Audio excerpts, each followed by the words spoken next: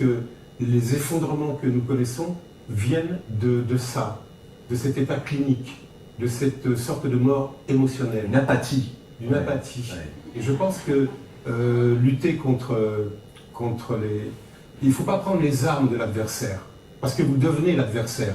Il faut lutter simplement avec une puissance aimante et une attention, un regard, et j'oserais même dire un mot obscène, une bonté. Aujourd'hui, ce que je sens, c'est que les gens ne veulent plus entendre parler de Dieu, et je le comprends dans un sens. Mais la définition de Dieu chez Grosjean, elle est sublime. Dieu, c'est l'abîme intérieur. C'est en nous, c'est nous-mêmes, c'est en nous. Si on le supprime, on se supprime. C'est aussi simple que ça. C'est pas une institution, c'est pas un temple, c'est même pas un livre, fut-il dit sacré, c'est l'abîme intérieur.